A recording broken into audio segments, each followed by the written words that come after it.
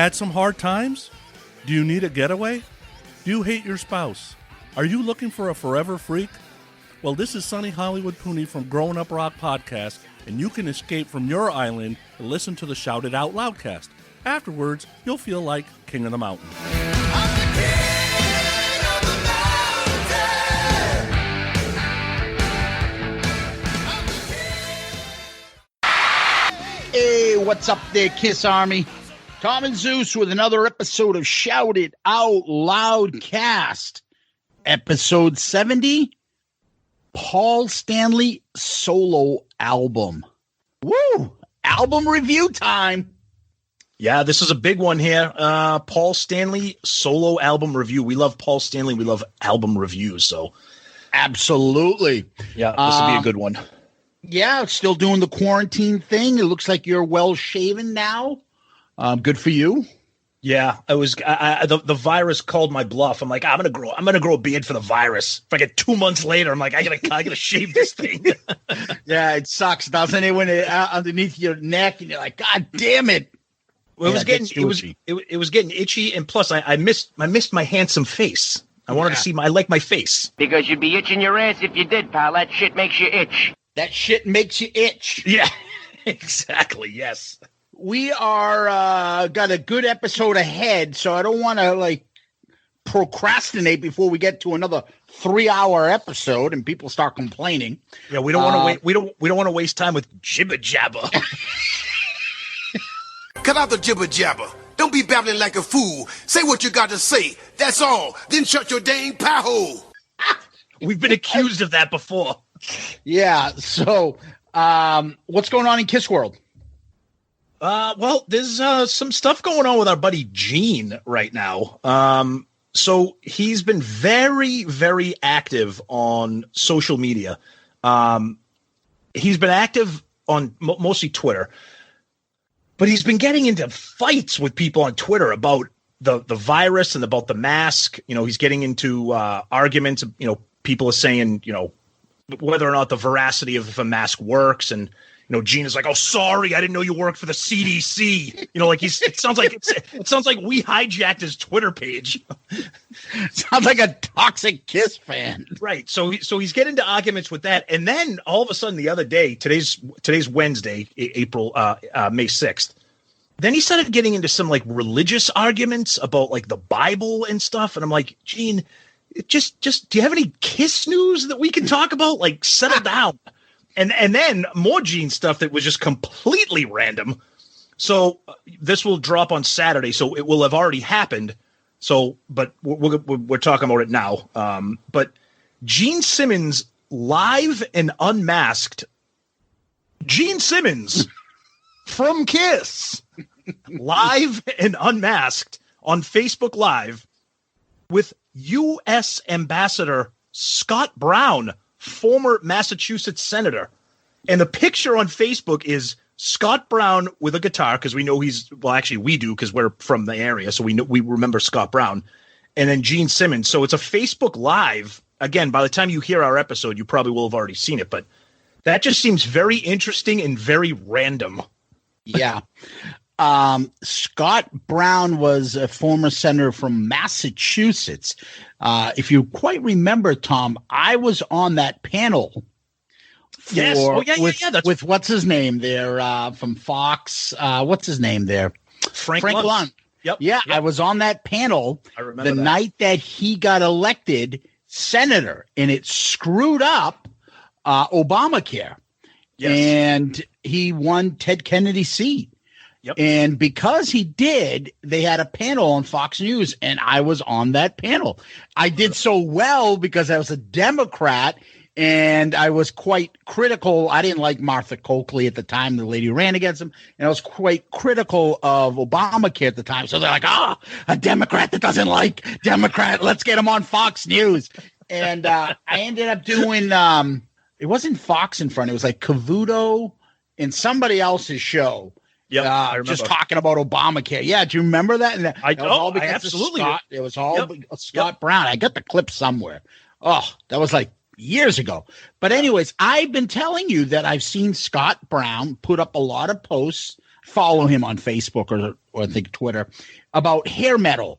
And he's like putting up all these Faster Puss. I sent that to you. Faster Pussycat and Britney Fox. And he's a big fan. And he's like, I love this type of music, hair metal, as it's claimed. He could have came on our show when we do the live stream and debated this stuff. But he's in quotes, hair metal fan.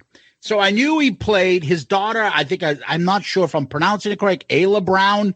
She's always on Fox singing like the national anthem. She's a country type singer. She started it with American Idol. Yeah, I don't know. She's a performer. Yep. So she's into music. His wife used to do like the news. They're like a local celebrity family for us. Yeah. And then, like all Republicans, if you don't, he lost. I think he tried to run for senator in New Hampshire. And when he lost, I think he was, yeah. And when he lost, because Trump won, he got an ambassadorship to New Zealand. So I think because he's a rock musician, the tie-in goes to Gene. I don't know how this ties in, and he's the ambassador to New Zealand. What the hell this has to do? And Gene got in the middle of it. But I don't know. Supposedly him, Gene, and the prime minister will be talking. Yeah. I don't know if it'll be interesting, but Gene usually makes everything interesting. Yeah. And one more thing before we move on to more news, just, I'm being like half joking, kind of half serious when I say this, but with the thing that Gene railing on Twitter about the masks and stuff, I find this is just me being like a Kiss fan and, a Gene Simmons guy. Like what an unbelievable coincidence for Gene that he's arguing about the need for masks when they just went on sale from kissonline.com with Kiss masks. But supposedly all of that money goes to the crew. No, I get that. It's just funny. It's like you need to wear a mask. And while we're at it, they're on sale at kissonline.com. No, that's just branding. You buy the Kiss mask because you go online. Maybe you buy something else. But supposedly those sales, along with the T-shirts, which is a good thing, will go to the touring, the crew and all that, and support them. Because I did see one lady go on there and try to challenge him. He's like, look at you try to make money, you capitalist pig, or something like that. I saw that too. And he turned it around on her and told her basically this is all going to charity, and he kind of demeaned her, as well he should. Oh, I agree. The other thing is... I'm joking when I say it, but there were people there were people like you said that are like really going after him. Yeah, they didn't understand it was for charity, right? Because you know what, he's earned that reputation that it's all about money. So right. Anyway, he also there was something about him and Paul as well, both talking about their mothers and their family, about the escape in the concentration camps of Germany, Nazi Germany. And both had some interesting comments on social media about it and talked about it and brought light to it. We've all heard the stories there. It's still fascinating. Their plight and how basically our favorite band and where their humble beginnings and the unfortunate tragedy that's considered the Holocaust. And that's with us, and they brought some light to it. I thought that was interesting, and they should be commended. Yep. Nope, that was interesting. And I think real quick before we don't want to spend too much time on that, but I think the information that I saw, it looked like Paul kind of like recently discovered this information, that he almost did like an ancestry.com type of thing, or he had somebody kind of look into his lineage, and it was almost like something like new to him, whereas we knew Gene Simmons' mom. We knew that story from day one. But I feel like the story that I read, it looked like it was more kind of like newer information for Paul and his family. I don't know. Yeah, I'm not sure about it. Okay. We know his dad is 100 years old and in good health, so maybe got some more info from him. Yeah. The last thing is just going to add is the Bruce and his lovely wife, Lisa. They're still putting out videos. Bruce is still keeping us entertained. Such a cool guy. We got much love and respect for him, as do all Kiss fans with Bruce. Yeah, and I think it seems like Paul's videos, little sessions have kind of all but stopped. I haven't seen anything from him lately. So I don't know if he kind of ran out of steam or what, or if he just, I don't know, got bored or something. I don't know, but he doesn't seem to be doing them. Yeah, who knows what everyone else has got going on, but they kind of ran out. Yeah. So we like to usually go back talk about previous episodes. Last week's episode was, I am going to tell you guys, our most listened to, downloaded episode of all time. I cannot believe it. I didn't know where this love came from, and I don't think we advertised it anymore. We didn't have any special guest on any. It was the love for this movie, Detroit Rock City. I had no idea. I don't know if you did, Tom, but most downloads, most everything we got off of this episode.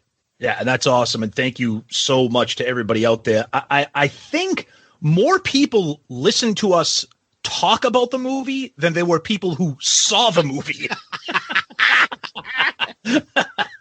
Yeah. But no, you're right. Well, look, we say this all the time. Kiss fans are just passionate. So this Detroit Rock City movie is just love-hate, as heard from last week's review episode. And holy shit, did I get some feedback. I'll take a look. I'll read you some of the comments we got off of Facebook first from the episode. Our good friend Kevin Jepson writes, fucking love this movie. You can't think about this movie. You need to just enjoy it. I know I enjoyed it, as did the two other people in the theater with me. Exactly. Yep. Oh, man. Of course, David Zanet always puts photos up. We love it. Hey, David. Yeah. And then I've got Lemmy Blackmore. I'm new to the podcast, and I think it's great. Had to jump ahead and listen to this one, though. I was an extra in the concert scene. Wow. Very cool to see the Love Gun stage set a night after seeing the Psycho Circus show. All four were great. Signed a pile of stuff between takes, and I was able to get all but Peter to sign a Gold Alive award. I should scan the pics in. Wasn't easy back then, but I grabbed a few. That's a great story, Lemmy. That is awesome. Very cool. Very cool. Yep. And he did put up the photos. And there's some great stuff. If you guys go to our Facebook page, and it's under the episode that we put up of Detroit Rock City, you can see some of the pictures that he put up. They're fantastic. There's 3 or 4 of them. Nice. Actually, I take it back, 5 or 6. And then we got another one here from Bill Sharp. Bill writes, just listened to the podcast for this. Well, I hope you would listen to it for other reasons as well, but thanks. Thanks, Bill, I think. Yeah. I did a little fact checking on a couple things. Kiss didn't play Cobo Hall in 1978. They played the Olympia Stadium. The 78 tour also ended in April. The date on the ticket read October 13, 1978. My review, it's certainly not a cinematic masterpiece, but enjoyable enough. I don't think the movie would have worked without Kiss being the center point. I mean, would anybody have seen this movie if the characters were going to see? Well, nobody went to go see it, and it was Kiss, so who knows? Maybe Foghat would have been better. Yeah, that's a great one. And you have some stuff that you were going to read from the episode from Twitter. So our friend Todd Harrig, he says, wow, I haven't watched this in years. And then you responded saying, after watching it again, you'll remember why. And then our good friend and loyal listener, Deuce, he says, I was super excited when I saw the previews and was utterly disappointed after seeing it. A painfully stupid movie, terribly written. The casting is crap and the acting sucks. A plot with great potential that turned into a horrible promo for Kiss and their reunion.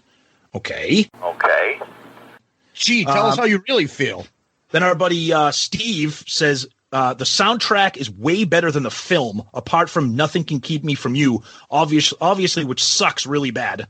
Our good friend Andy, he says, this isn't a good movie, and it was tailor-made for me, so I remember being disappointed. Let's see. Joel Hoffman, he says, how funny, at the movies, and he calls us, at the movies, instead of Siskel and Ebert, he calls us Sicky and Egbert. I don't know what the fuck that means. He says, the way Zeus was critiquing this shit pile, it was like Gone with the Wind, nonstop laughing. Great episode. Oh, then he says, that sexy voice that Tommy does for the Adam and Eve ad really gets me hot. Oh, Jesus Christ. Chris Martini says, really fun movie. Let's see. Scott Sterling, another big listener. He says, I love that silly movie. Silly. I saw it in the theater the weekend it came out. Good times. Go ahead. Yeah. And so I wanted to add one comment in here more. And the last one I wanted to add was somebody wrote old guy who's never replied to us. I've never seen any of his comments with us before. I don't even think he follows us. But he did he did tweet to us. He wanted to say, Adam Rifkin, that's the director, did a great job directing this film. It never gets old. So I am bringing this tweet up because here we go. So at some point, when we usually put our tweets up for the episode, we don't think too much about it. We tag a few people that are the very common. We're always tagging, usually like Gene, Paul, Kiss, Jericho, and a few other people like that. But because it's this movie, I think you tagged the director and maybe a couple other actors or something. I tagged Adam Rifkin and Lynn Shay. Okay, and a couple other people. Well, apparently, the director took time to actually listen to the episode, and he was none too pleased, to say the least. You fucking sneaky bastard! I'm gonna take you to work! I'm gonna nail it to the wall! I'm gonna crush your boils in a meat grinder! I'm gonna cut off your arms! I'm gonna shove them up your asshole! What we got a tweet back from him, which has since it was deleted immediately after he sent it. Yeah, and I don't know if whatever he had second thoughts or whatever, but apparently, Tom, I can read it for our fellow podcast listeners. Oh, please do. I want to hear it. I want to hear it again. Yeah, exactly what he wrote to us. Yeah, he's the director of the movie. I tagged him in it, and I knew that some of the movie review was harsh, and I know that a lot of it came from Zeus. Murph and I had some criticism of the movie, but overall we liked it. So I'm like, you know what? I'm going to tag this guy. The movie's 20 years old. Hey, give him something to listen to. He's a movie director. They do. That's what critics exist, to critique movies. We were movie critics for this episode. So yeah, it was harsh, but listen to it. See what you think. Yeah, love, hate, we're Kiss fans, whatever. Holy fuck, does this guy have thin skin? And not only that, but it's disappointing that he deleted it literally right after he sent it, because I had just enough time to comment, and then my comment didn't even go through because his tweet had already been deleted. So he must have tweeted it and then just cut it loose. So Zeus, go ahead. I was able to grab a screenshot of it. Okay. Why the fuck would you three schmucks tag me on this if you're going to shit all over the movie just to be dicks? Fuck you all, especially Zeus. Now, first of all, where do we begin? Why did we tag you? Because Tommy just wanted to give you some recognition. I'll be honest with you. I know I rented the movie. I know Murph rented the movie. I know a ton of our followers and listeners rented the movie and watched it again. I own it. So in addition to that, like I said when we started this episode, this was the most listened to episode we have yet to have. Yep. Okay. And so we're not patting myself on the back, but we're a long way removed from our first episode. So we have a little bit of a following. A lot of people listen to this. And, not everyone's going to like your movies.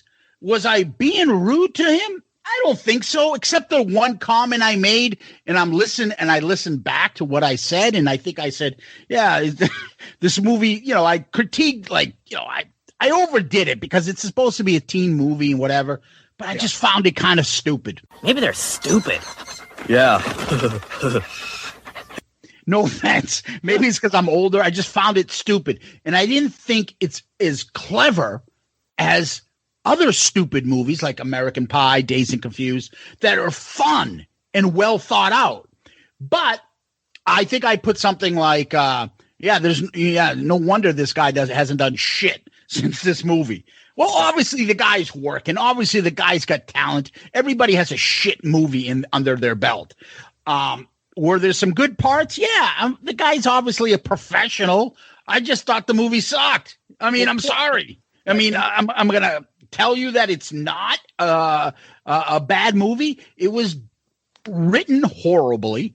The movie wasn't edited properly. You had made the point to tell me there was like over 3 hours, but it was cut down to an hour and a half. It didn't flow right. It had some stupid premises. It didn't build up characters. I don't want to keep reviewing the movie, but anyways, the guy got offended. These guys started to become very offensive toward me and throwing bricks and blocks down on top of me. We weren't trying to offend him. We weren't trying to kick somebody that we don't know down. But this is what we do. It's a podcast. You're going to get upset because two guys on a Kiss podcast didn't like Detroit Rock City? Buddy, you didn't just fucking do Silence of the Lambs and I said it sucked. You did Detroit Rock City. And it certainly wasn't personal to the guy because that's not what we do.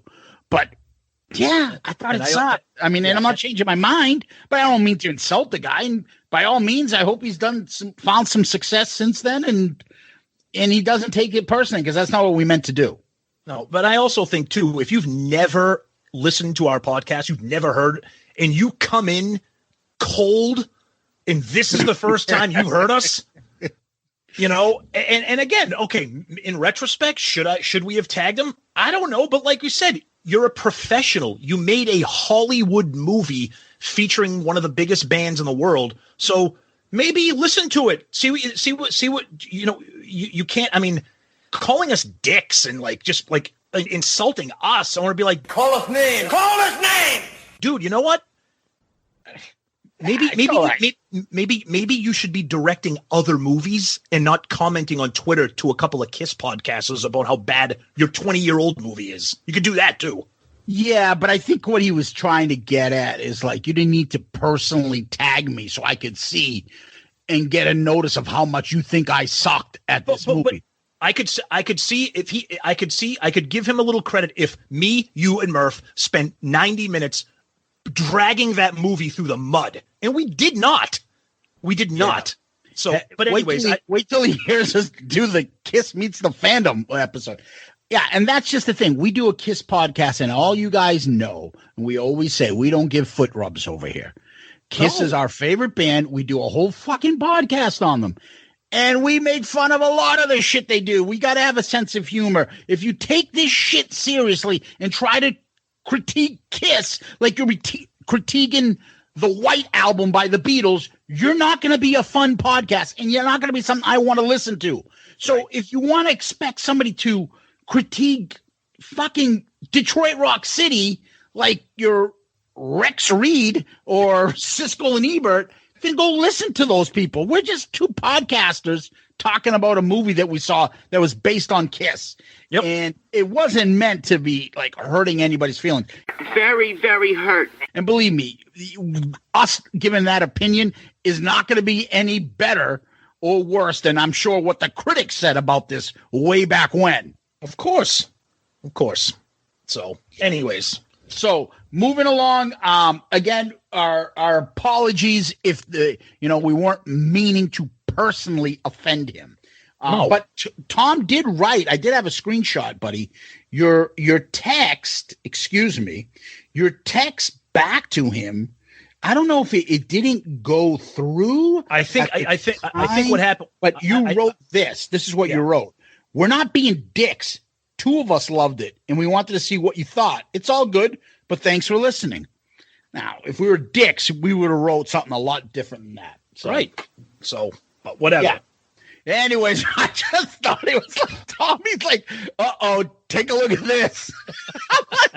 Oh, well, another satisfied customer, I guess, right? Exactly. I don't know. He was more mad at me, so he must have picked up on that one comment I said. Because the rest of the movie, I said the movie sucked. Most of our people actually said that the movie was cheesy, but they liked it. Or, you know what I mean? Because it's Kiss. So nothing to be taken too serious. Anyways, you know what? All this stupid shit is getting me want to buy some fucking horny shit. Well, speaking of satisfied customers like Zeus just referred to, you guys have been listening, so you know that free stuff is awesome. But free stuff to spice up your bedroom is even better. Select almost any one item for 50% off, and adamandeve.com loads on the free stuff. Enter offer code Loudcast at checkout and get 10 tantalizing free gifts. A sexy item for him, a special gift for her, and a third item you'll both enjoy. And everybody's favorite, 6 free spicy movies. Plus free shipping. That's promo code Loudcast. adamandeve.com. Use it today. Ooh.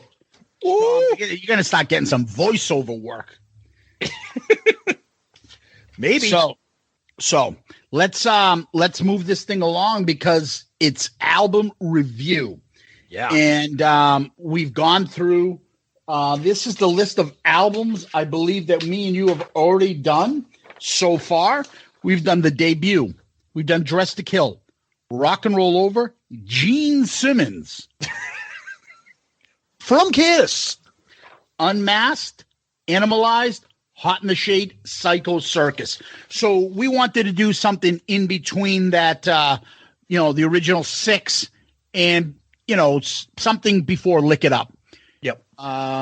We had the 4 solo albums. Last year we did Gene's. So luckily we came up with Paul Stanley's solo album. If you've listened to our podcast in the past, you know that we have some we've had some positive comments to make, let's say, because I don't want to give it away yet. Yeah. About this album. Your original thoughts on this? Because that's what I think how we start.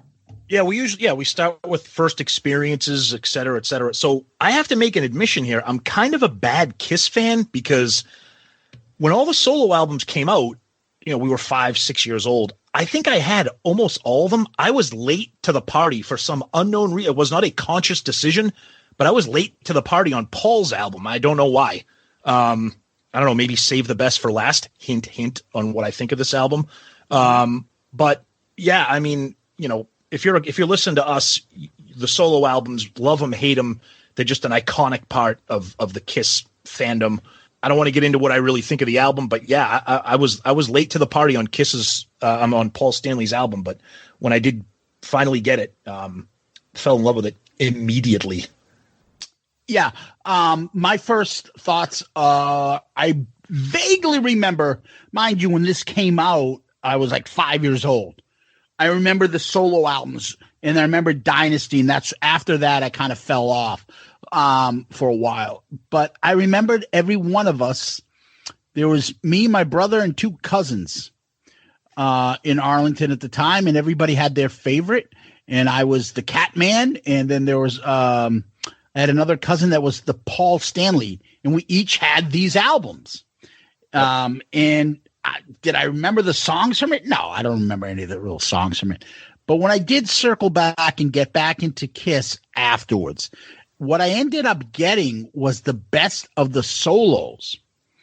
And that's not, in my opinion, a very good, what's the phrase I'm looking at, Tom? It's not very indicative of the good stuff that's on the solo albums. Some of it's good, but it's not what we would have done. Yeah. So, hint, potential future episode. So I also made a point to write this down. On this album, Best of Solos had Tonight You Belong to Me, Move On, Hold Me, Touch Me. Yeah, that's Think of Me When We're Apart. Yeah. The box set had Tonight You Belong to Me. Yep. Icons has Wouldn't You Like to Know Me? Love to Know Me. Gold has Tonight.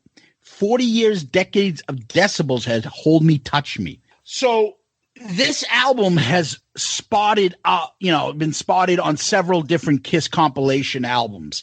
I probably remember the Best of Solo. I had the cassette. And that's where I got into it. And then when I really got back into Kiss, I started listening to this more by the college days again with you, Tom, and I fell in love with it back then. I would say in the last 10 years, this album took over for me for the solo albums. Agreed. And it grew on me. And that's where I have my affinity for it. It's just recent. That's my first thing. I remember buying this like in the late 80s, 90s, and having it to put it into my collection. I remember then when I switched from cassettes to CDs, buying the CD. And I've had this since the 90s, I would say, got familiar with it. And, it's played often. That's all I can say. And I have the, for you vinyl collectors out there, I can't stress enough, you have to get the 40th anniversary edition box set of the vinyl. It is unbelievable. It's all 4 solo albums. Each one is colored. So, Paul's is purple, Gene's is red, et cetera, et cetera. Each comes with the original posters. Then it comes in the package, a frameable version of each album cover. It's a spectacular collector's item. And just real quick, I'm not going to spend too much time on this because we want to get into the review and the background, but listening to this album, I listen to this regularly in my KISS rotation, but we talk about this all the time. I don't know how people can listen to this album and still argue that Aces is the standout best solo album. I understand it's different. Aces is much more, it's more classic rock, dirty kind of stuff, where Paul's is more KISS, more Paul. I get it. But we'll get into that, when we talk about the details of the album. Yeah. So what we usually do after we talk about our first impressions and things like that is we start talking about the album cover and about that. So it is the album cover is the same album cover that was done by that artist, Geraldo Caragatti. I don't know, Caragatti. Yep. And he's the one that's done, did the 4 albums. Obviously, they're all done very similar in nature. Each one of them, the logo of the band on the top left, the artist on the right. So they all can be part of a collection, but they're all each individual. So this is KISS. The album is Paul Stanley. Yep. Just like the other one was KISS Gene Simmons. Yep.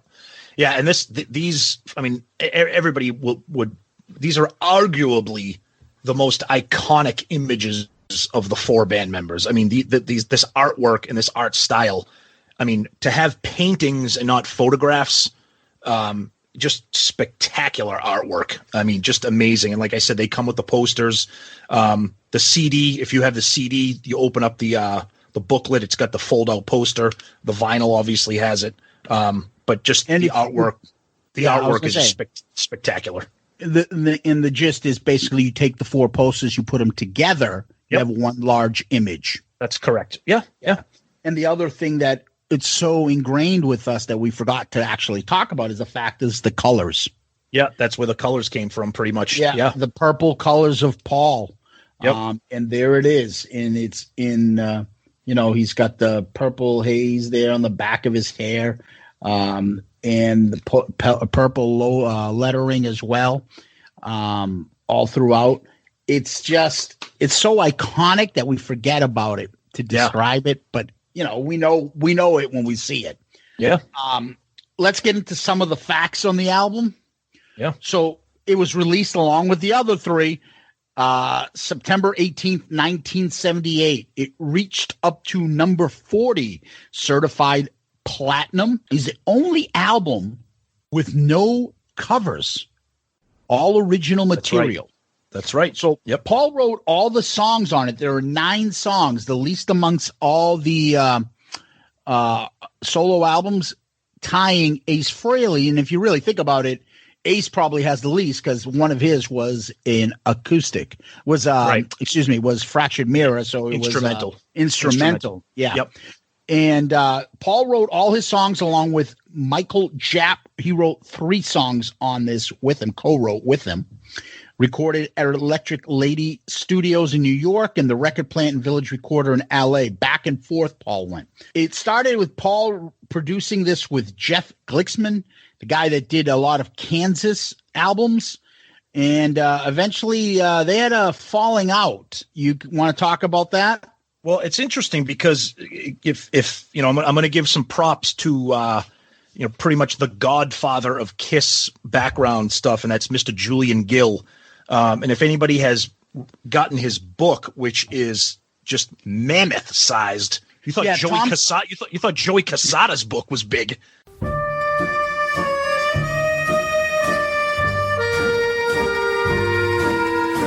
I was going to say, Tom started reading this book about 4 years ago, and he's about half through. Julian Gill did a book called Gene, Ace, Peter, and Paul, a detailed exploration of the 78 Kiss solo albums. It is insane. If you're a Kiss fan, it's like, oh my God, information overload. But it's interesting what Zeus just said about Jeff Glicksman and the producer, because, you know, it says there's been some suggestion that Paul and Jeff Glicksman, that it wasn't working out and that Paul decided to finish the production of the album himself. Julian writes that, however, the reality of the situation is actually a little bit reversed. He says that Paul enjoyed having a producer, so the requirement for him to use one was kind of a moot point. He said the project started out with him hitting the studio with a band, his material, working the arrangements out. He said the need for a quote-unquote name producer was likely a result of the label, and it became clear that neither parties had defined their roles when they started working with one another. Meaning, it sounds like, you know, Paul wanted Ron Nevison. That's who he wanted. Ron Nevison was unable because there's conflicting reports that Ron was working on the band UFO, but then he was also working on the band The Babies. So again, it's an old story here, but there are conflicting reports about whether Paul and Jeff had issues or how that went. But half the album is produced by Paul himself, and the other half of the album is produced with Paul and Jeff Glicksman. I'm reading Paul's comments from behind the mask. Yep. This is directly from the horse's mouth. Yep. When I started recording with a co-producer, it wasn't what I hoped it to be, and went back to doing it myself. I was hoping to do an album with Ron Nevison. He was doing The Babies. He was the type of producer that I wanted to work with. He also stated, unfortunately, nobody that I wanted to work with was available. How do you read that other than, the people I really wanted to work with weren't available? Right. And so, look, it sounds like to me, there's somebody's doing some revisionist history. Paul doesn't. Totally. I would take it, though, that Paul wasn't really happy with this guy. Me too. Whatever. Glicksman did 4 of the songs produce. Take Me, Together as One, It's All Right, Love in Chains, and Goodbye. Paul, you should have used them for the rest of the album. Those 4 songs, holy shit. So, and you produced Hold Me, Touch Me. So I don't think anything else has to be said. Paul said he would give this album a 6. This is great because anybody that's got Behind the Mask at the back section of the book, they go through every album and every song, and they each rate it. Yeah. So he said, if there was a sixth star, it would get it. I think it's a really good album, blah, blah, blah, blah. But then fucking Gene just comes in. You want to talk with? All right. So Gene goes, Paul's solo album was a lot closer to Kiss, but the solo album I most enjoyed was Aces. Yeah, no one's talking about that, Gene. Stay on target here. Oh, good. I can't maneuver. Stay on target. We're too close. Stay on target. He said, when Paul sticks to the harder edged lyrics, I like it more. There's a lot of stuff on there that's, love this and love that. When Paul starts to get romantic, I turn it off. But as a rock and roller, you can't touch him. As long as he stays hard, it works out. But when he goes soft, I miss you, I love you, I say, you're spineless, get out. I give it 2 stars. You never really hear Gene talk like that about Paul. He usually tries to appease him. Yep. And then I'm going to come back to that quote later on. Me too. I know what you're going to say. Okay. Yep. But I'm going to come back to that. But yes, Ace said he would give it a 5. Yeah. And apparently Peter Criss couldn't be reached for comment. Or Paul said, hey, he probably heard what we ranked his album. Nobody asked Peter what he said about my album. I don't want to hear it. Oh, good point. That's true. This is like schoolyard shit. This is like your junior high school friends. Oh, I don't want to ask him what he thinks about it because I shit on him already. Like, and that junior high shit continues when we talk about some other production aspects of this album. Yeah, and so the other thing I wanted to add is, when Kiss did all the remastering of all their albums, and I got all the remastered CDs. So the guy that did that, Robert Conti, he makes a little kind of like a comment on every insert of every new CD that came out. So I'm looking at this one, and he talks about, it appears though, because this sounded like most like Kiss, that incorrectly, I'm paraphrasing, that incorrectly, that Paul was the sole driving force behind Kiss because they are sounding like him. I don't believe that's just it. I think that Paul is more natural and confident and agrees with that way he's trying to do it, and really didn't need to go out like the other ones and prove I'm talented. I can do this. You can do it! Like Ace and Peter, and whereas Gene felt the same way, but Gene also had a variety of taste and wanted to do something way out of left field and come up with all sorts of crazy shit. Paul's just like, I'm good. I know I'm good. I can do something like this. It will be close to Kiss because I'm confident what I can do. So I think that's an important kind of discussion when you talk about these albums and the fact that, there's so much, oh, well, wait a minute. Ace is the most rocking and Peter's were so different and Paul's was most like Kiss. You got to put in perspective in 1978, where were we? Who was what in the band? Peter had some confidence. He just had the biggest hit the band ever had. So in his mind, I can try and do the shit that I really like to do. He was probably being the truest to himself because Kiss music was probably not in his vein. Paul is true as well because that's what he likes. Gene was kind of true, and he went out on a limb to try to, but I also think Gene was trying to impress too many people with the 300 extra guests and stuff. Yeah. Yeah, and Julian also kind of talks about a little bit of that too in his book. He says of the four members, Paul Stanley's solo album presented the greatest challenge.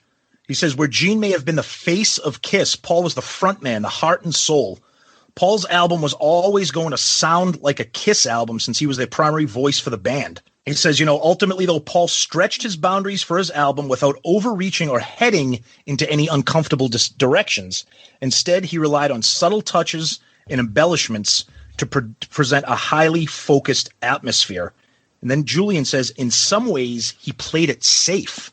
I don't really look at it like, I don't come at it from that angle. I come at it from, Paul's a rock and roll guy. Paul's like bare bones rock and roll. And I think this is a Paul album. I don't know if he played it safe. I mean, maybe you could say that, but I just don't think he had anything to prove other than, I'm Paul Stanley from Kiss and I'm going to make a kick-ass album on my own.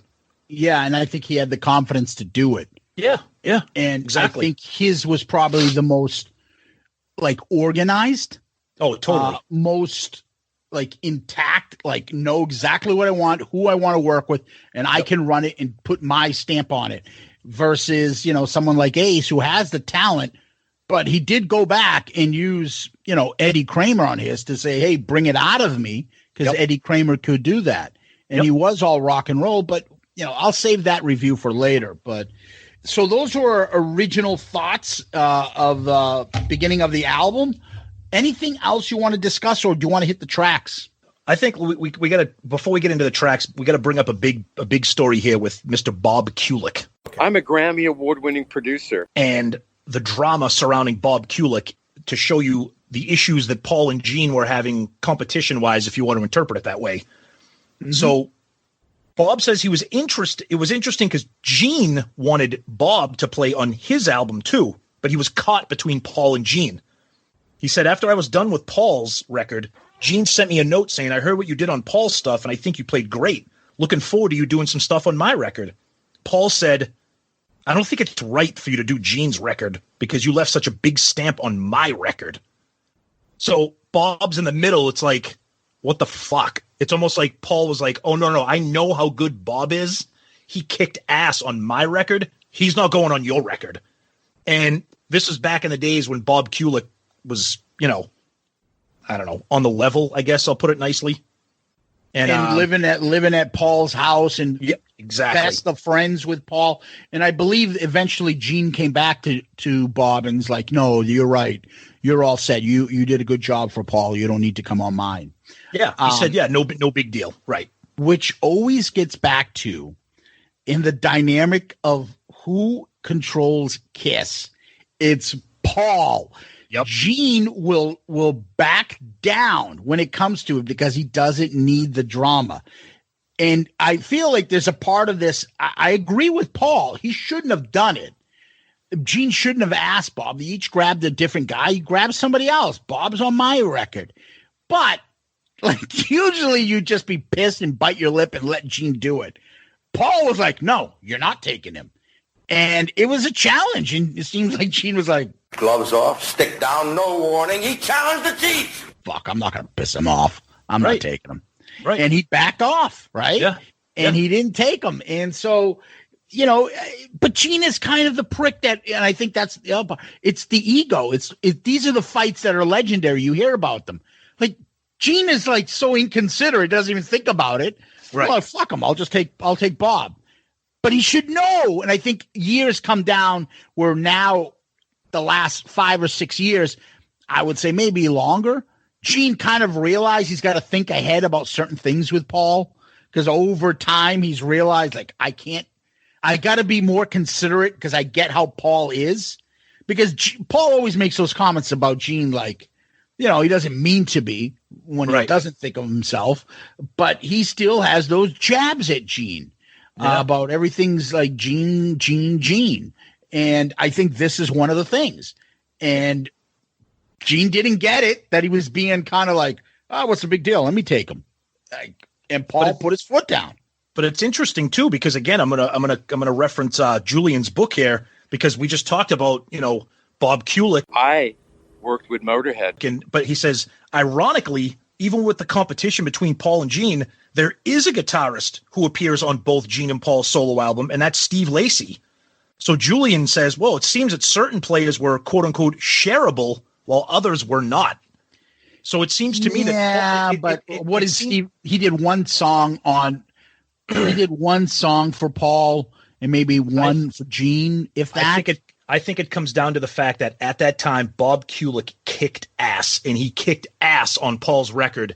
And like you said, Paul was like, you're not kicking ass on somebody else's record, let alone my bandmate Gene Simmons, who we compete with to the death on everything.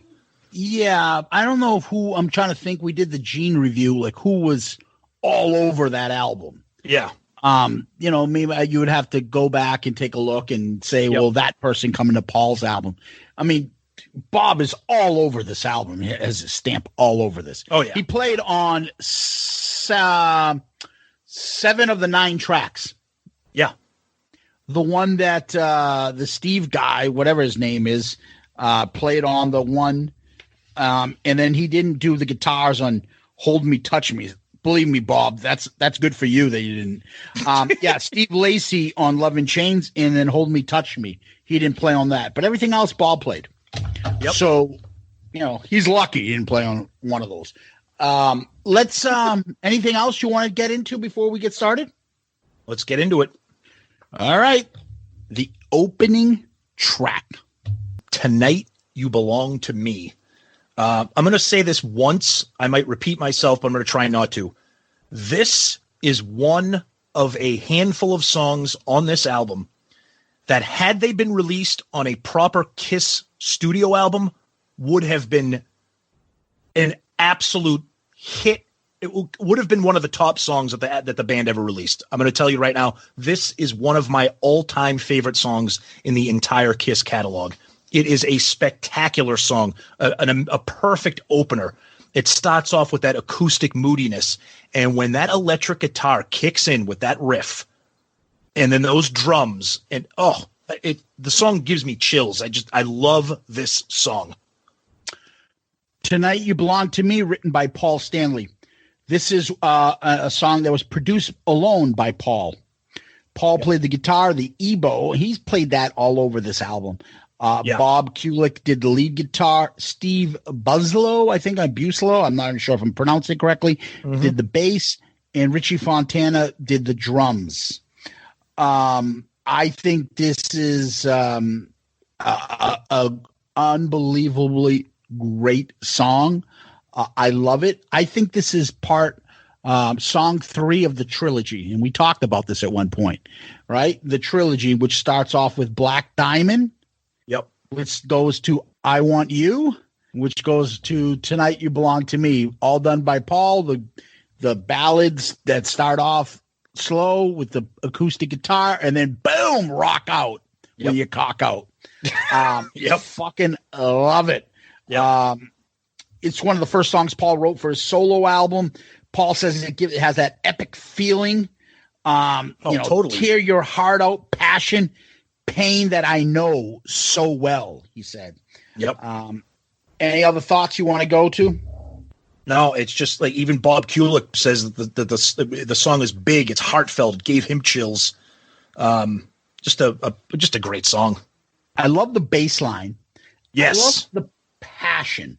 And I don't say this often with Paul because it's nothing that he doesn't, you pull the trigger of my love gun is not something that you can be like passionate about. Ooh, feel what he's going through when he's asking a chick to pull his love gun. Like, there's not many songs out here. Paul is pouring his heart out. Well, go on and leave me, he sings. And the tone in his voice, the bass line kicks ass, as I said. The song was about Carol Kay, not the famous bassist, but the publicist.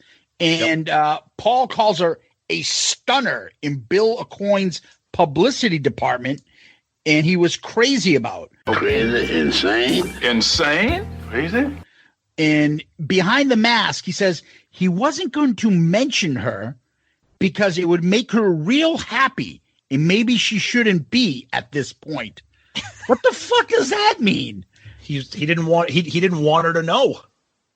Like, he didn't want her to be happy? Like, he's trying to be vindictive? Why? She's in this section of the book and talking about it in a loving fashion about the time they spent. So she was with somebody at the time. And Paul was talking about, having her there was some sort of a love triangle. Yep. And he talks about it in his book. If you read his book, Behind the Face the Music. And he talks about it's not in Backstage Pass. Yeah. It's behind the meatball recipe. Got olive oil here. Put a little in your pan. Yeah, there. And you want to throw in your prosciutto. He talks about the chase. I know that feeling. Everybody has that. You got to have this girl. You got to have this girl. You got to have this girl. Well, guess what? You got the girl. You nailed her. And you're like Eddie Murphy. Well, why don't you shake your ass on out of here? And the man get real cold on you, say some shit like, why don't you shake your ass home? Exactly. Like, you lose it. And he talks about it, that he got her, and then he's like, what the fuck? And you wait. You wait 3 months. Then you finally get it, and she's like this, I'm yours. And you go, fuck you, bitch. Fuck you and your pussy. Get the fuck out of my face. And he's like, it's that he had it at that point in his life. Everything was about the chase. I know exactly what he's talking about. I like the solo. This is kind of like this is some of the stuff, and I can kind of equate with certain songs in this album. I can say Bob does a very Ace-like performance. Like Ace can do this. Oh, totally. Certain things on this album, there's no fucking way Ace is playing that. Nope. Agreed. But this is something I think he could have handled and stuff and been pretty good at it. Yep. I like the solo, like I said. The lyrics are great. And it makes me wonder, he could pull this off. Does he dumb it down for Kiss? Yes. Right? Like, he can write a passionate song about this and pouring her heart out and telling a woman, tonight, you belong to me. not fucking. Yeah, my mind is getting dirty. There's half of this album would have been spectacular Kiss songs. Why couldn't they have added this onto Love Gun instead of fucking and then she kissed me at the end? Yeah. He played this on his solo tour too when he was doing it, right? Yeah, he knows how good it is. Oh, fantastic. Yep. Ready to move on? Nice one. Move On, track 2. An upbeat song. Look, it's Paul's solo album. It's a good song. It's not one of my favorites. I'm not a big fan of this kind of tempo for Paul, the style of the song. It sounds like it would be something, like a Jerry Lee Lewis or like a Elvis song, which, and then you got the band Rouge doing the background vocals. Move on. It's got a cool vibe. It's a nice upbeat rock song. It's got a killer solo at the end. After they're done singing, the song just kind of outros with just noodling on the guitar. That's really cool. Not one of my favorites, but it's a good song. So Paul produced this track, Move On, written by Paul and Michael Japp. Is it Japp or Jepp? I can't read my writing. Japp, Japp. Yeah. Yep. Paul does the guitar, Ebo. Bob does the lead guitar. Steve Buzzolo does the bass. Richie Fontana, the drums.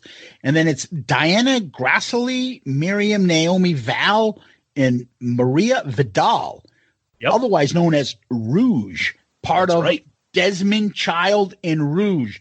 So they were performing some stuff in New York, a band that was up and coming. Paul obviously has a friendship with Desmond Child, and he said, I saw these singers. Each one of them could was a lead singer, amazing performers, and he wanted to bring them in. Half an hour later, they're in the studio doing this with him. Paul thought it was like Bad Company-ish. Yep. I like the bridge. The time is at hand. The day is upon us. Like, where the fuck is he putting that in a Kiss song? It's funny. You bring that up. I mean, you know what it is? This like early Kiss, like the first two albums maybe, but then once they got to Dress to Kill and on, then it was all the fucking and sucking chick songs, I mean, this is a chick song too, but and when I was just a boy, my mama, settle down. Do you like, but it is kind of funky and cool, like the whole, when I was just a baby, mama sat me on her knee. Like the way he sings this, and it's kind of preachy. It's like Motown almost. Yeah. And then you got you got to move. Yeah, exactly. Yes, that was me and Tom singing. Yep. And he played this on his solo tour. Yeah. And Move On also ends up on Best of Solo. Yeah. And they played this live when the band toured for Dynasty. When they each played a solo song, this was the one he played. Yeah, and I believe on the Mass tour they may have played this as well. Yeah.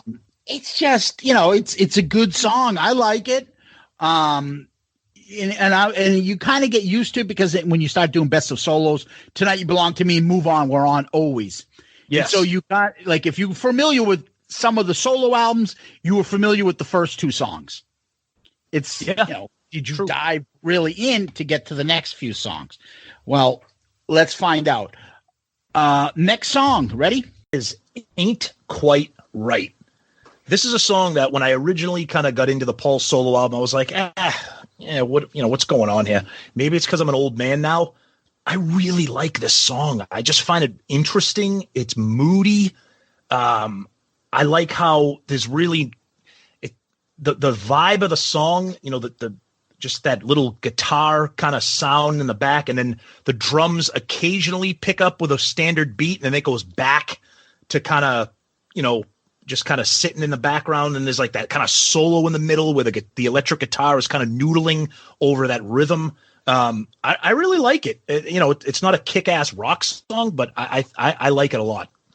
Now, this one's another one that Paul produced, written by Paul and Michael Japp. Paul guitar, Ebo, Bob lead guitar, Steve Buzzolo on bass, Richie Fontana on drums, Pepe Roney. You're telling me if Pepe is there, Pepe Roney? Pepperoni? Yeah. A.K.A. Pepe Castro. Pepe Castro. backing vocals. So the first two songs, I believe Ace could have played on. This one, Ace is not playing on. This is a bluesy guitar. I mean, in my opinion, could he possibly? Yes, but it's not an Ace sound to me. Yeah. This is Kissel. I think the beauty of having Bob, that he can pull off the Kiss guitar and then he could do this for you.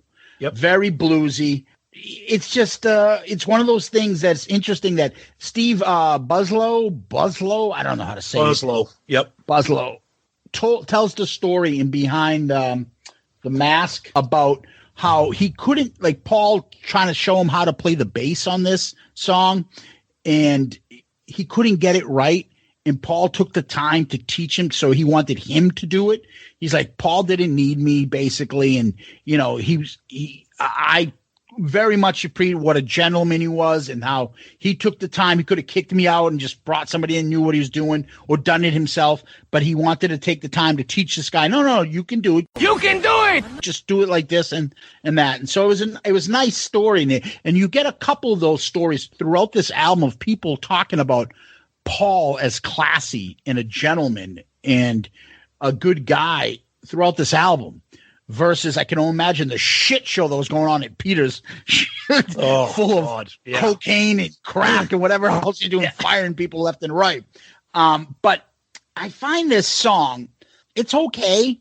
It's creative. It's just not Kiss-like. It's more sophisticated, I had put. And again, Paul's voice has a bounce over the guitar, going like it moves along. It's hard to explain it.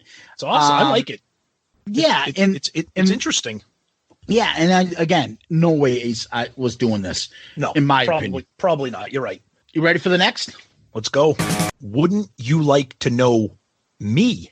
Wouldn't you like to know me? Yeah, of course you would like to know me. I'd like to know Paul. Holy shit. This falls into that category of, God damn it, if this was a Kiss song, what a fucking power pop at its finest. This song would have been a monster hit. And it frustrates me that some of these great songs are buried on his solo album. This is just a terrific song. Kiss fans know that Paul loves the Raspberries, that real poppy band. Power pop. Yeah. Power pop band. Yep, exactly. Got some influence from that. With this, just a fun, upbeat rocker of a song, and this is like an ass shaker of a song for Paul. You can picture him just like, wouldn't you like to know me? It's just, I love it. I love it. Paul produced, written by Paul Stanley alone. Paul played the guitar, Bob in the lead, Steve Buslow on bass, Richie Fontana on drums. You already talked about it, the Raspberry licks that are on this. I like the solo. The drums are pretty decent, very Peter Criss-like drums, I put. And Paul said this was another one, according to Face the Music, another song about Carol Kay. Yeah. The second of them. Yep. I find that interesting as well. I think I've got a little bit of fatigue on this one. I used to love it a lot more. And I fell in love with it back in college, and Murph would attest to it. That's why Murph still loves this song to this day, because he hasn't overplayed it like I did. But when you talk to him about this, he'll say, "Oh, wouldn't you like to know me?" He loves that song. Because we started really getting into it during Stonehill days. That's true. A great tune. Anything else? Or are you ready to move on again? Let's go. All right, take me away. Together as One. Now, this is like two songs in one, and I think that's why I love it. Paul is very breathy and looking back on all my memories. It's like all that kind of shit, Yeah, Tom singing. Yeah. But then the thing I love about this song is it just kicks you in the teeth when the full band comes in. Yesterday is far away, so take me out to sea. Oh, it's just, and Paul is just singing his ass off, and then the music stops and it kind of goes back into the kind of the quiet acoustic. It's got a killer solo in the middle. It's very, very emotional Paul song. He's like Zeus said about Tonight You Belong to Me.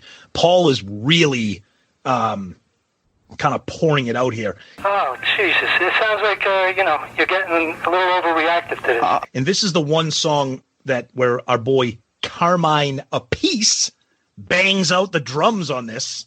And at the end, you can see Carmine just going off with his drum fills that kind of have nothing to do with the song. And we can talk about that a little bit. But Zeus, go ahead. Take me away, Zeus.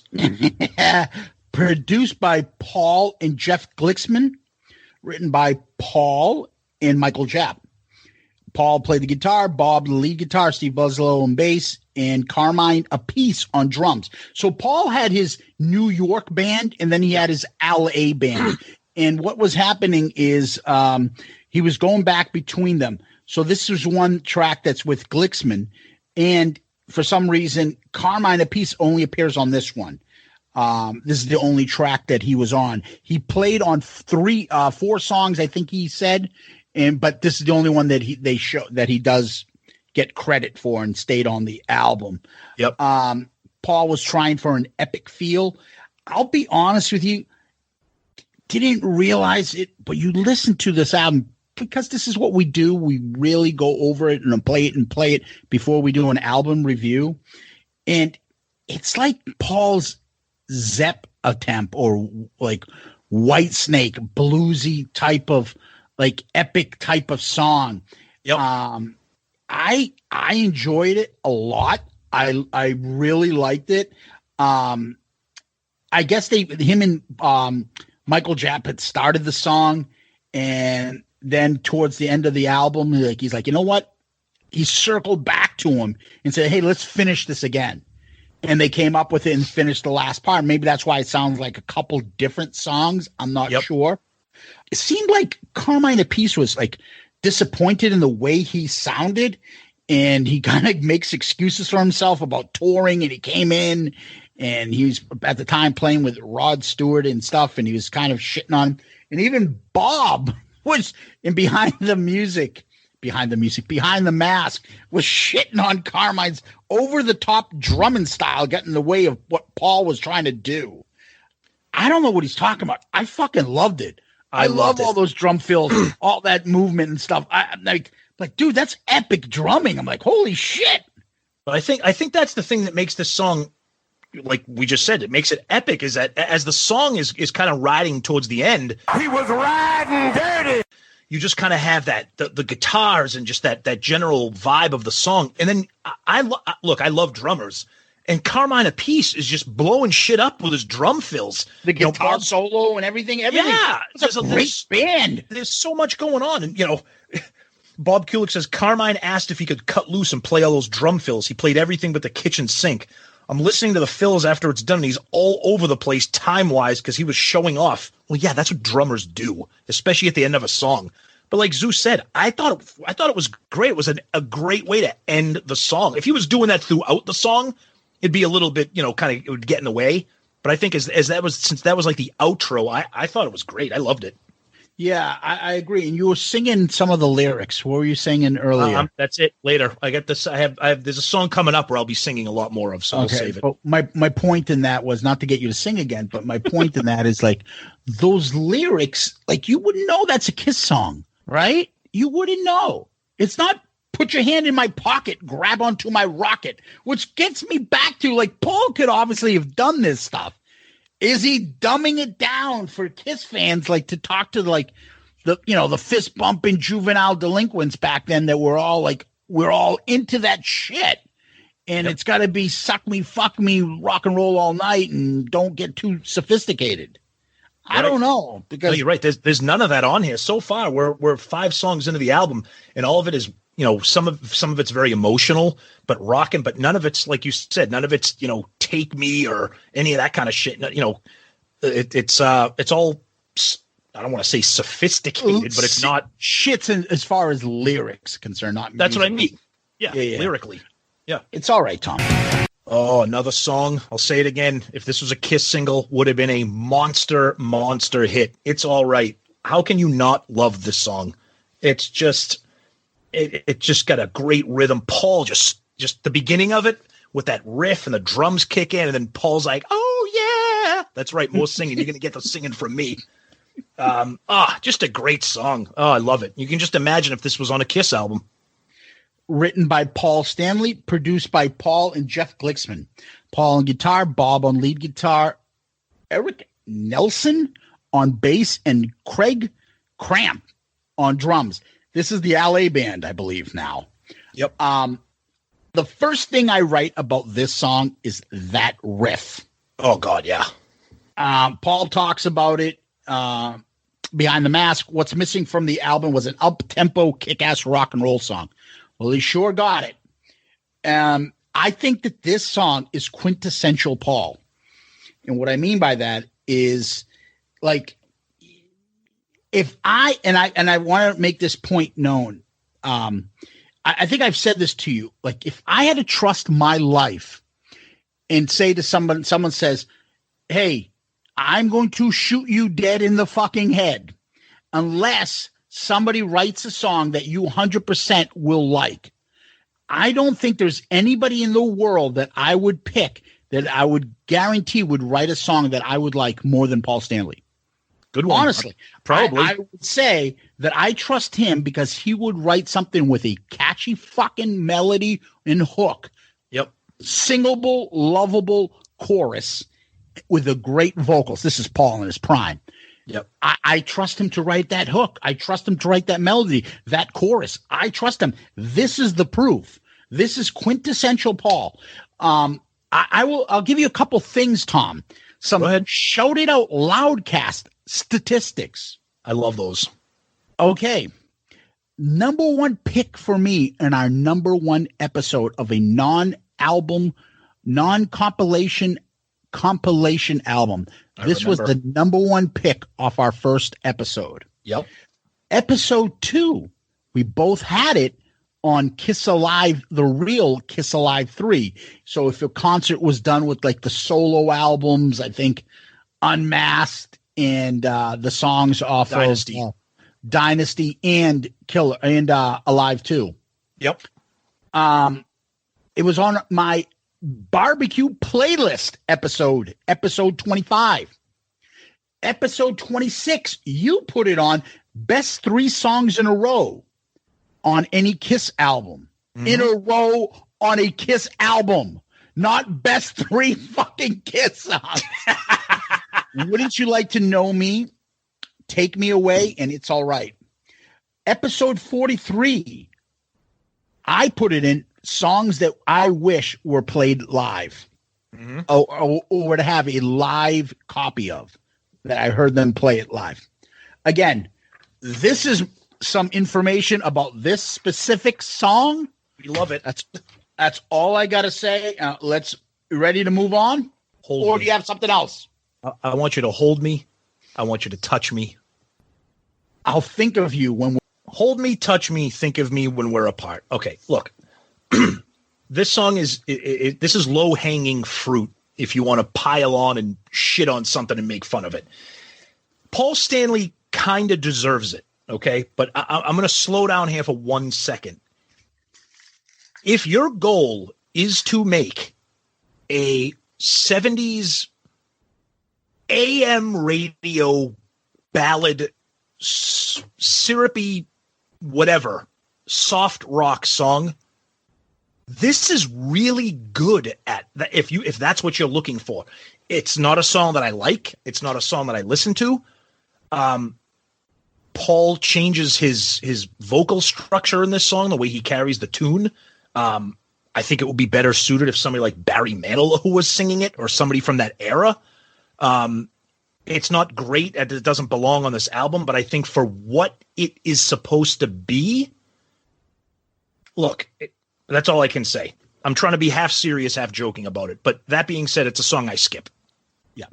Paul Stanley produced this. It was written by Paul Stanley. By the way, I'm not sure if I mentioned that Paul wrote It's All Right. Paul did all the guitars on this song. Eric Nelson did the bass. Craig Cramp did the drums. Pepe Castro. You want to talk to a man by the name of Pepperoni? See, yes.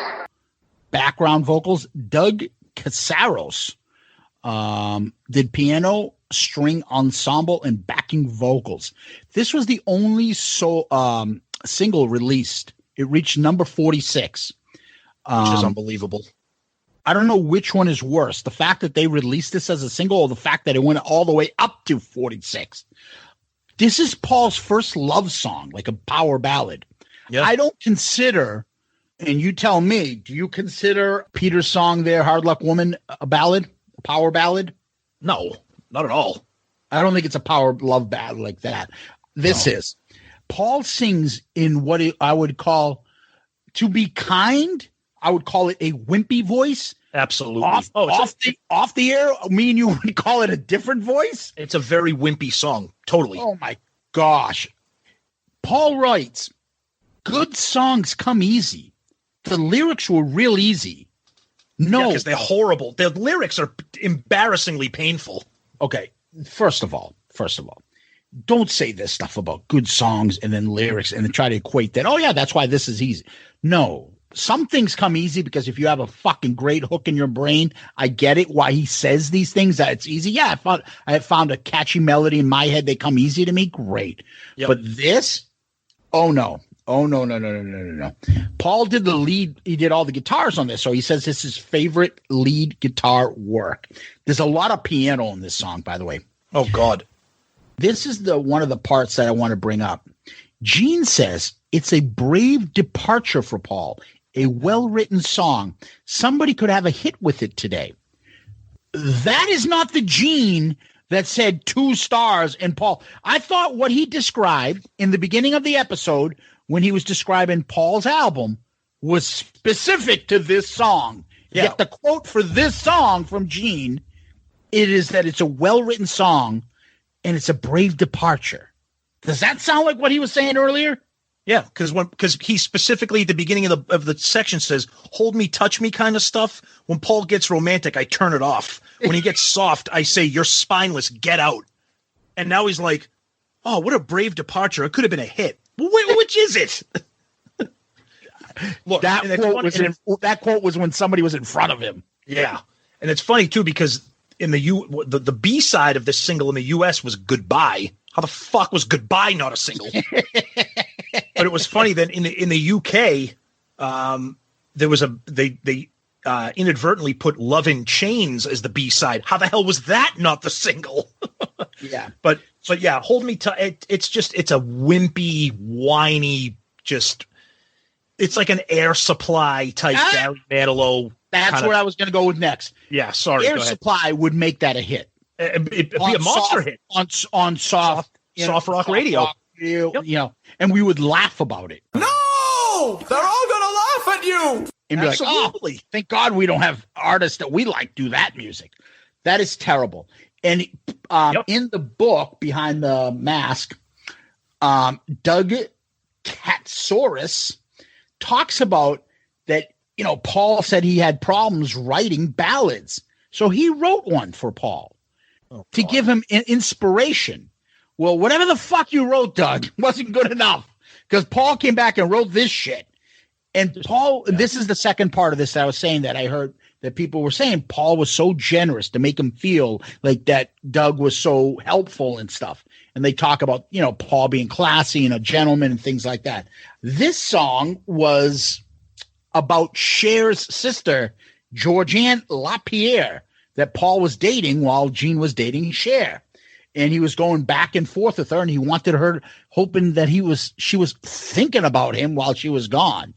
Nowadays it's called phone sex, and that's what you do. I would say this is the biggest jump for all Kiss members when it came to the solo albums. And I want to kind of jump into this, and this is what I mean by that.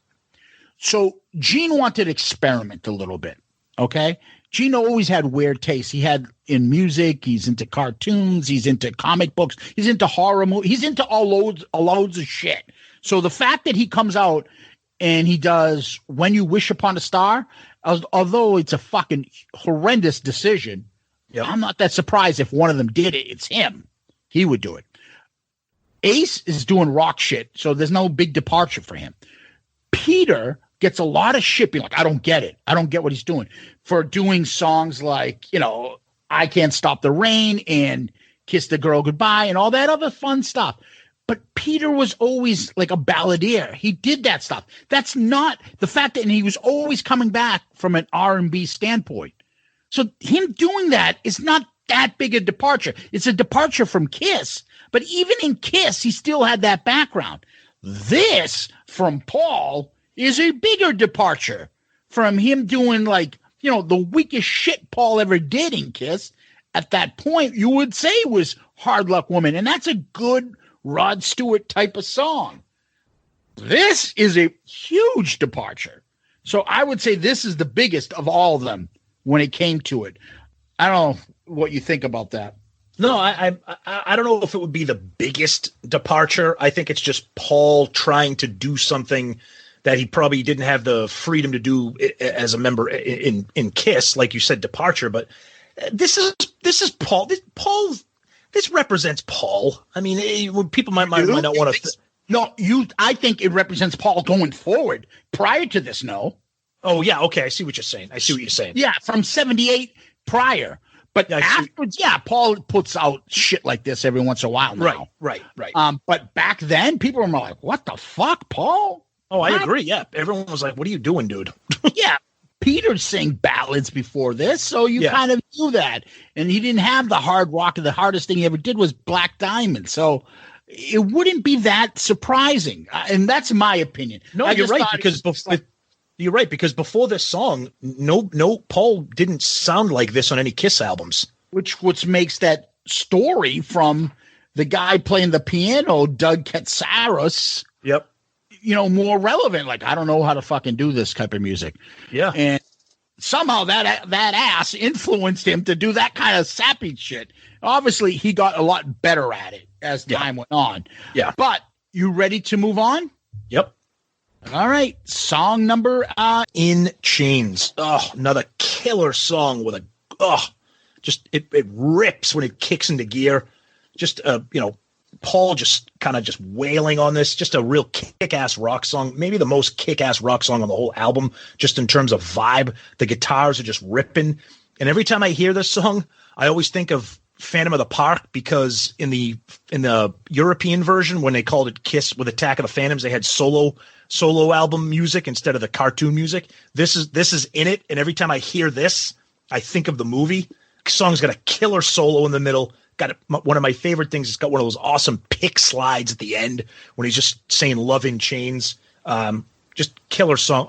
I'll say it again. Another song could have been a big ass Kiss hit. Yep. Paul and Jeff Glicksman produced this one, written by Paul Stanley. Paul played the guitar. This is the one that has Steve Lacy playing lead guitar. Yes. For some reason, Bob was unavailable that day when they were in LA. So Bob was the only one from the band that was played in the New York and the LA band.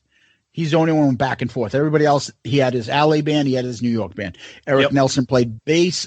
Craig Cramp played the drums. This is a very Kiss-like song. Yeah. Nice riff. Good low vocals, good all around. And it grew on me. Yeah, and I do have a more of a sentimental feeling to it because of the movie. Yep. It's a very good song. Yeah, it's a ripper of a song. It's awesome. Ready to say our goodbyes on the last track? Let's finale to the album. That is Goodbye. Another great rocker. One of the coolest bass lines in a song. It's got like we said, it's got the biddly. One time I was I was doing my thing going like wickly wockly, right? John's there going scooby-doo-ba-doo-ba-zoo-ba-doo, and Ringo's over there going doo-ba-doo-so-ba-doo, and George is going soup-hurry-doo-boop-boop-boop, and I go back and I'm going rooba-see-da-doop-ba-doop-ba-doopy, right? And John's going soo-ba-doo, soo-ba-doo, and Ringo's over there going hoo-hoo-hoo-hoo-hoo, and that's how we came out with most of the White Album. It's got the, it's got that bass line. It's like woo, woo. If you pay attention and listen to it, you put like headphones on or something, that bass line is just killer. But the one thing I will say about this, literally, and this is saying a lot, some of the laziest, worst lyrics in the entire Kiss catalog. People wonder about the things that we've got. It seems so little, but we know it's a lot. Okay. Ain't it funny how we win but we lose? We're given prizes that we don't get to use. Okay, he just was trying to find. He went into the rhyme machine to try to find shit. No, I think he was trying to be deep. He was just throwing one thing in the other. You think you're winning, but you're losing. But he's just trying to throw things out there. I think those lyrics are better than 90% of the Kiss lyrics. No, stop it. No way, dude. That being said, the song. Do you know how many people write lyrics and they think they're smart, and we all overanalyze them? Like, oh, he must be meaning this, or perhaps he was talking about the. No, he just thought he would seem smart if he wrote it like this. Right. I like the lyrics. I mean, dude, it's Kiss. Go to the market and get some meat, and then tell me some fucking lyrics are bad. I mean, those are brilliant lyrics. Jeez. Goodbye. Produced by Paul and Jeff Glicksman, written by Paul Stanley.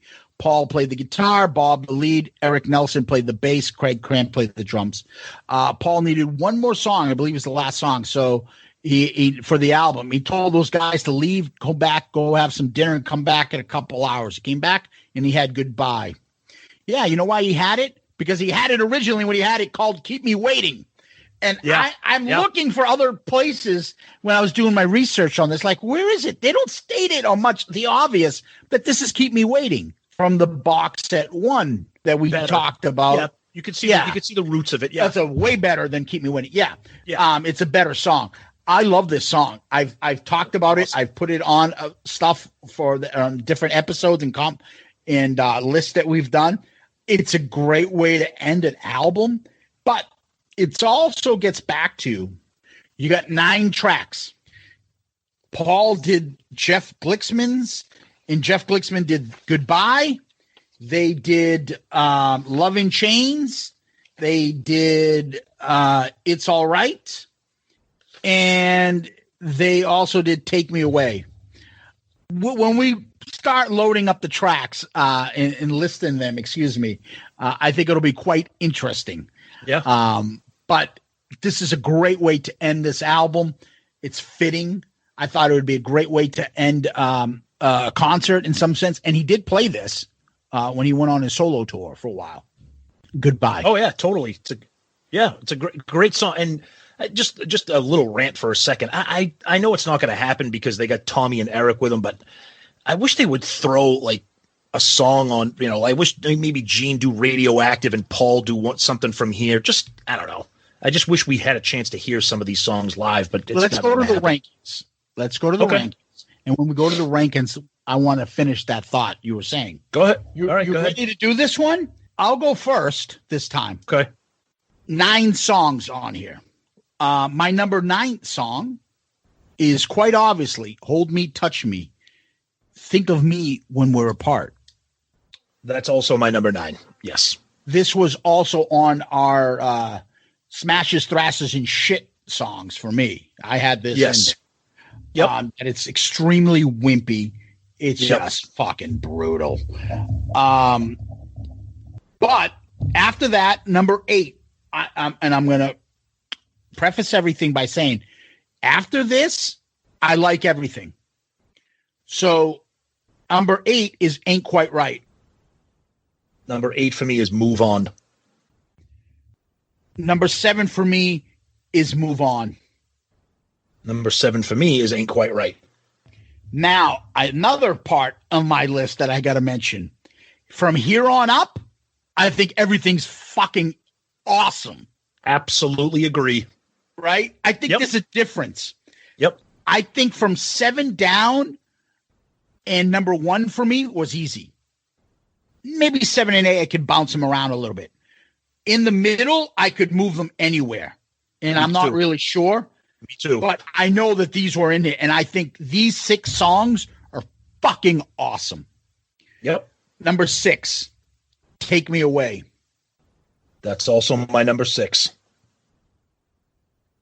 Number 5, Wouldn't You Like to Know Me? My number 5 is Goodbye. But these could all be interchangeable. You could ask me tomorrow and I could switch them up. Exactly. They're just so good. Number 4 for me is Love in Chains. That's also my number 4. Number 3 for me is Tonight You Belong to Me. My number 3 is Wouldn't You Like to Know Me? Number 2 for me is Goodbye. 2 for me is It's All Right. Number 1 for me, not a fucking doubt, is It's All Right. Yep. And number 1 for me, not a doubt, is Tonight You Belong to Me. That's the apps. That was easy. Number 1. The rest was number 1 and number 9 were easy. I still like Ain't Quite Right and Move On, but the middle of my list could switch around depending on my mood. But yeah, that's what I got.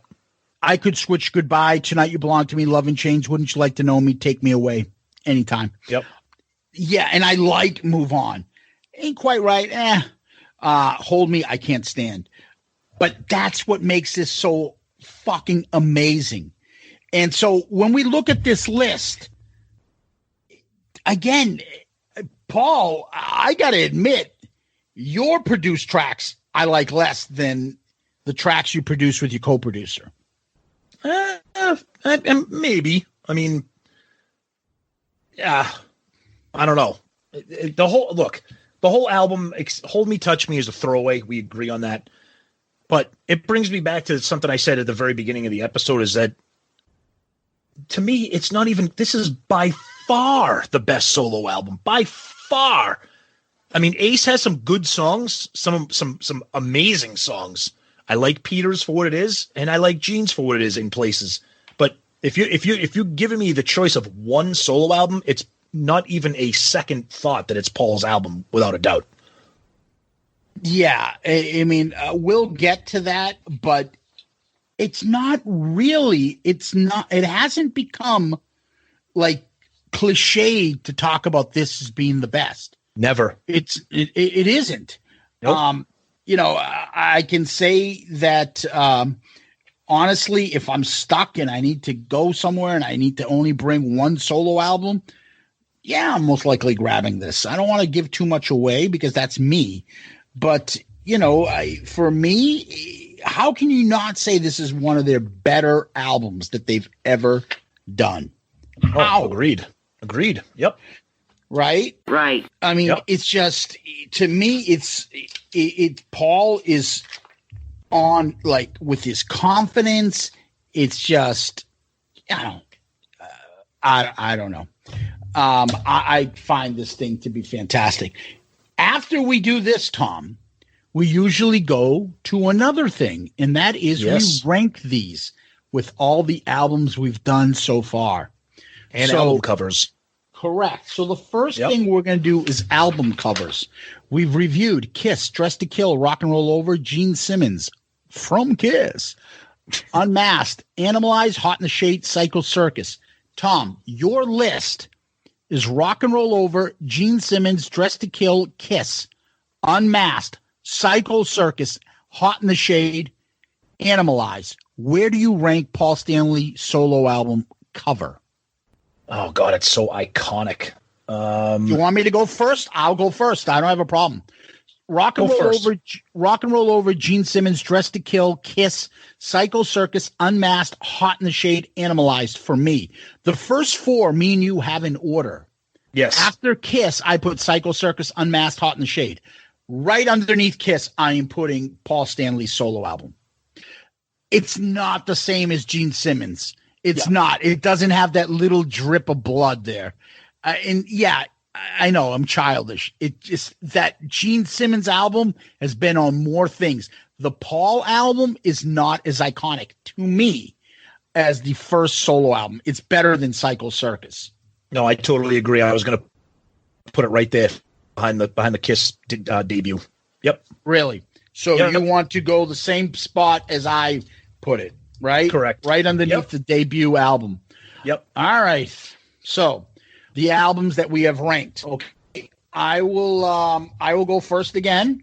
Give me 1 second. I'm just going to switch over to album rankings and let's look. Album rank list. My list of the albums we've done so far in order is Rock and Roll Over, Kiss, Dress to Kill, Hot in the Shade, Animalize, Psycho Circus, Gene Simmons, from Kiss. Unmasked. Where do I put Paul Stanley's solo album? Ugh. I am putting Paul Stanley's solo album above Hot in the Shade. Does it knock down Dress to Kill? That's the thing for me. Ugh. I just listened to it, so it's kind of hard. I'm going to knock it down. I'm going to do it. I'm going Rock and Roll Over, the debut album, then Paul Stanley's solo album, then Dress to Kill. And I'm going to get more shit wrong with you. What the fuck is wrong with you for this? Well, I love Paul's album, but But you know where I have Dress to Kill. Obviously, I love all these albums. I know. But Dress to Kill is not the same for me on those albums. I don't have it in the top 6. For me, it could be the lowest of the 6. Okay. That's where I think of Paul's album. Okay. That's what I think about. Yep. Dress to Kill also has fucking horrible Anything for My Baby. Oh, so for me, that's just, well, it's better than fucking Hold Me, Touch Me, but it does have a dud on it. Now for you've had Dress to Kill, Kiss, Rock and Roll Over, Unmasked, Hot in the Shade, Gene Simmons from Kiss, Animalize, Psycho Circus. Where are you going? This is easy for me. Really? Yeah, this is actually easy for me. Wait, before you say it. Before you say it, let me think where you would put it. Okay. For me, I would think you put this right underneath Hot in the Shade. No, higher. Really? Yeah. Underneath Unmasked. Higher. Wow. Underneath Rock and Roll Over. Correct. It'll go. Yep. I know how much you love Unmasked. I am shocked. I love Unmasked, but the Paul Stanley solo album is just, I can't. It's going to take a lot to move that top 3. That top 3 is not going to move for a while. Okay. So you have Dress to Kill, Kiss, Rock and Roll Over, Paul Stanley, Unmasked, Hot in the Shade, Gene Simmons, Animalize, Psycho Circus. I have Rock and Roll Over, Kiss, Paul Stanley solo album, Dress to Kill, Hot in the Shade, Animalize, Psycho Circus, Gene Simmons, Unmasked. Remember, Paul Stanley gave my album a 6 out of 5. Now, that being said, we could finish recording and I could go listen to Animalize before any of these albums on my list. Yeah. It just depends on what mood you're in. Fatigue too gets into it. I have not listened to Paul Stanley's as much as I've listened to the others, and I could be regretting tomorrow. Fuck, did I really put it above Dress to Kill? Yeah, but for now, it's a great album. That's how high. Yeah, going on a limb. We're not fucking foot rubbers here. We don't just sit there and go, oh, well, the masters say that I have to like Alive as the greatest album of all time. No, we will pick our stuff that we like. And, I'm not saying that you guys, the fans, will pick this. That's what I think. So this was a fun album review, buddy. Love it. Fuck it. Fun. Love it. Yep. All right. What we do next is go to questions. Do you have one? I do. And this comes from a fan favorite on Twitter, Save Rock and Metal. Okay. He says, what do you think rock bands are going to do that are losing out on income during this pandemic? Then he also adds at the end, love the bonus episodes. Please do Motley Crue, Shout at the Devil, or Ozzy, No Rest for the Wicked. Shout at the Devil, possibly. If we're doing Ozzy and we do No Rest for the Wicked, put a fucking bullet in my head if we waste an Ozzy out of all his albums. But hold on, though, before we get to his question. Remember, we do like to occasionally pick polarizing albums for the bonus reviews. It's not the polarizing, but Jesus Christ, he's got so many other better ones. Of course. It's not very polarizing. It's just not as good. Right. But anyway, so his question, what do you think bands, what can bands do during this? they'll start looking to Kiss and be like, how the fuck were they doing it with the merchandise? And every band will start being like Kiss shit and kissing their ass. And Gene will be like, I told you so. Yeah. I think it'll be merchandise. And as far as I know, I think there's some bands out there that are starting to maybe charge, $5 or something for a live stream. I don't know, but I think merchandise is the way to go. Specialized merchandise. Kiss, they did a really cool T-shirt. It was like the Stay at Home Tour 2020, and it had like, instead of like concert dates on the back, it said like, stay home, whatever, and that money was going to the charity for the crew, kind of like the face mask things. So I think it's going to have to be a combination of merchandising, and if they want to start getting into doing any I don't know if bands are going to want to start charging for live streams. I know that bands are doing. I know Metallica's doing some different things, maybe not full concerts, but it's going to have to be a combination of live streaming and merchandise. I'll give you a good example of it. So Kiss doesn't need to do it. They can do a charity thing for their crew. Yeah. Metallica doesn't need to do it. Smaller people, like smaller groups and new upstart bands, how do they do it if they can't perform? Their albums aren't selling. No one's buying the T-shirts. So what do? So they start doing performances online. So because of our fellow guest and friend of the show, Joey Quesadilla,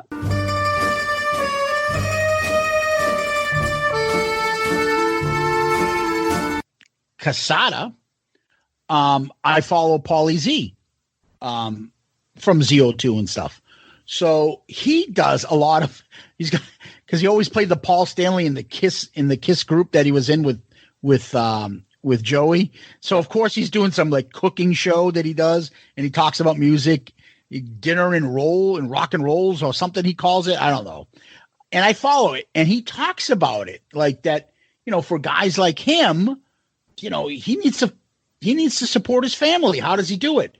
So he put on like, PayPal thing or Venmo thing or what do you call it? What's the other one for podcasters that we have? Patreon. We haven't done it. Patreon and things like that. And people contribute. He said he made a lot more money than he expected. And he was, very gracious, very appreciative of it. And he hate to do it because he's like, but I'm going to perform for you. He's like, I'm not doing this for charity. I'm not saying like with a fucking handout in my, my hat in my hand playing for you. I will perform for you. And it's like, and I appreciate if you can contribute, and people have been. And so I think people will be doing something like that. So I thought that I tipped my hat to the guy, and God bless him. I thought that was pretty smart, and he's pretty humble about it. And, why should he be like, good for him, Absolutely. No, I agree. But bands are going to have to get creative with not just themselves, but like their crew, their staff, et cetera, et cetera. So, but I think merchandise is the way it is going to be for a while. Yeah. But thank you for the question. Save rock and metal. And thanks for listening and following us on social media. And thank you for the question. Yeah. Where can they find us? We are on all the socials, like we just said, Twitter, Facebook, Instagram. You can email us, shoutitoutloudcast@gmail.com. We're part of the awesome Pantheon podcast network. We're on all the platforms that you could ever imagine. We're on all of them: iTunes, Spotify, Stitcher, Google Play, Pandora, iHeartRadio, you name it. And don't forget to check out our buddy Ed over at Click Tea Shop for some cool Shout It Out Loudcast gear and awesome Kiss-inspired gear.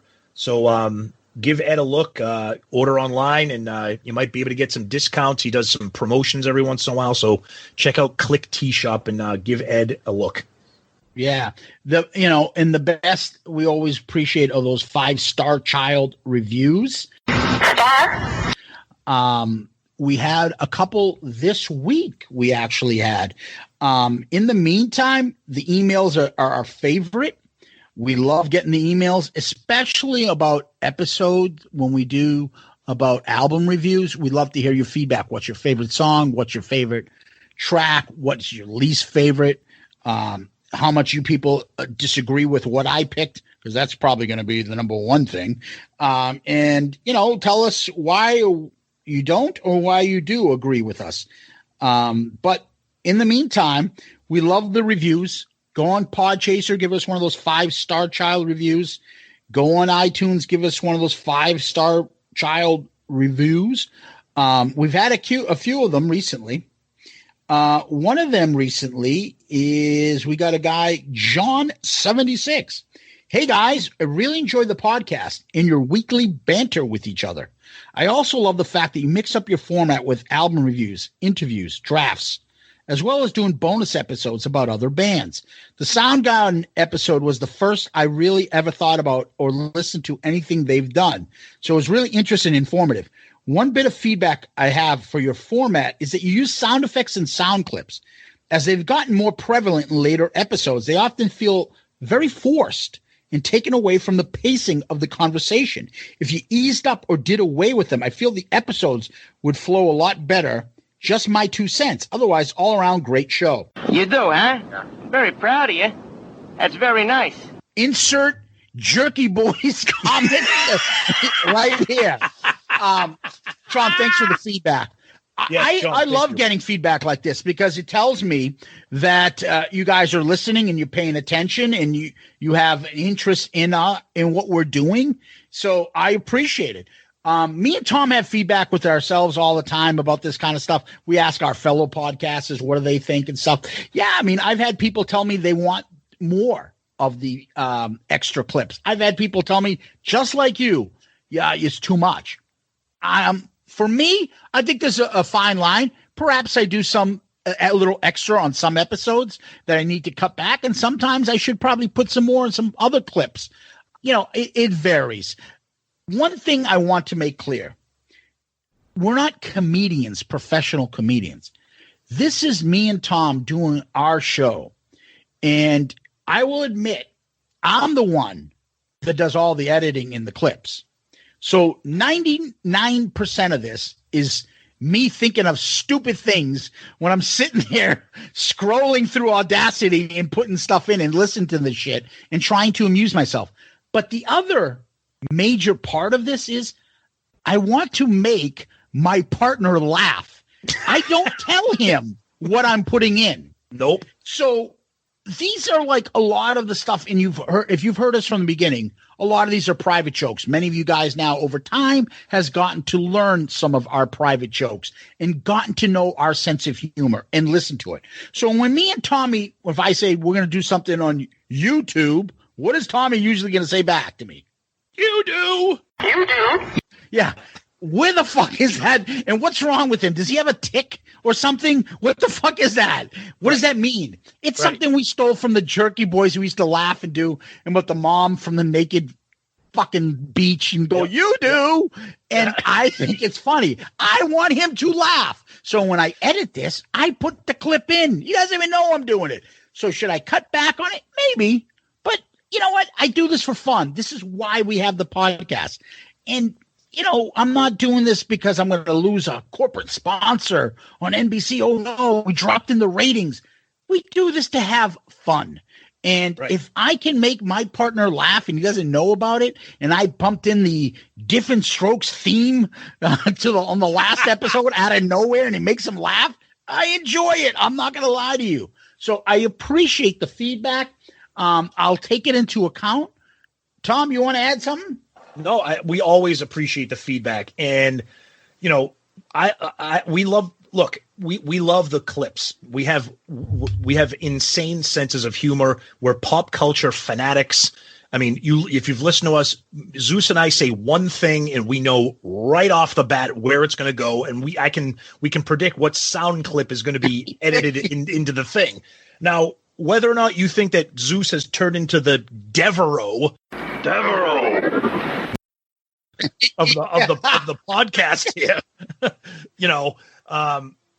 again, we appreciate feedback, and Zeus and I, we talk about feedback amongst ourselves and, like he said, our friends and family and whatever. So thank you for that, and we will take it into consideration. Exactly. And you know what? Believe me, the less the sound clips, the faster I can get these things done and the less work. So I like that you sent that, and I appreciate the feedback. Tom, you got another one? We got another one.